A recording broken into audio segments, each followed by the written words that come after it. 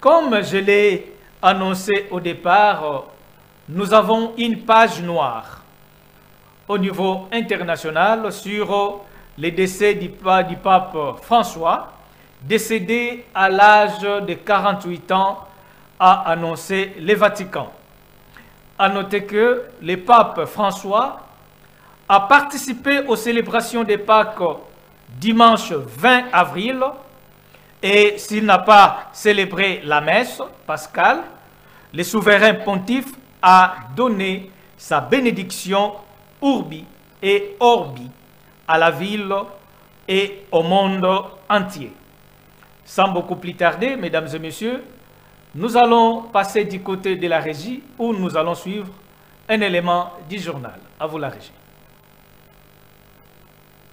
Premier pape jésuite et premier originaire d'Amérique latine, François-Georges Mario Bergoglio avait été élu le 13 mars 2013 avant d'être intronisé le 31 mars de la même année. Pendant plus de 10 ans, il a incarné une église proche des pauvres et engagé dans les grands défis de notre époque, notamment la crise climatique, les migrations et les dialogues interreligieux. Hospitalisé depuis le 14 février dernier à cause d'une bronchite qui s'est compliquée en pneumonie, le souverain pontife s'attend à l'âge de 88 ans à la suite d'un affaiblissement progressif de son état de santé. La dernière apparition publique du pape remontait ce dimanche de Pâques où, affaibli mais déterminé, il avait adressé une bénédiction urbi et orbi depuis le balcon de la basilique Saint-Pierre. Cari fratelli e sorelle, buona Pasqua. Signalons par ailleurs que l'héritage du pape François restera celui d'un pontificat tourné vers la miséricorde, la justice sociale et la paix. Qu'il repose en paix.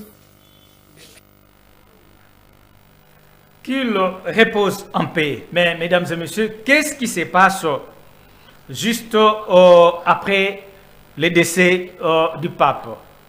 Il y a quelques éléments très importants que nous devons retenir. Nous avons le décès du pape comme ça a été annoncé.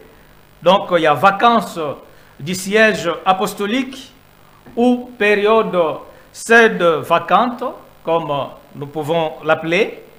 Et cette période commence juste à la mort du pape et dure jusqu'à l'élection de son successeur.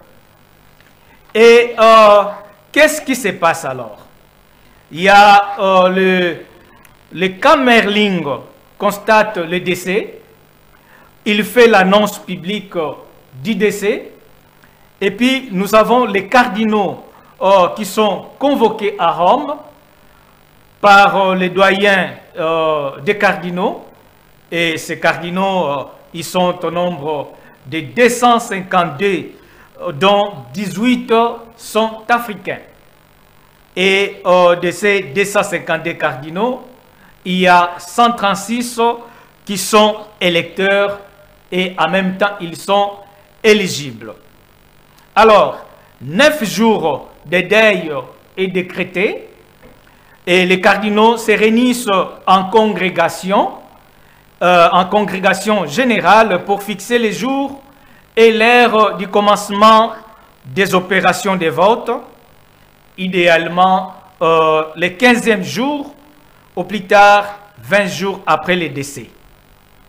Il traite aussi des questions urgentes et exceptionnelles de l'Église. Puis viendra le début du conclave. Donc voilà, mesdames et messieurs, les résumés de ce que nous pouvons faire par rapport à ce qui arrive après le décès du pape. Que son âme repose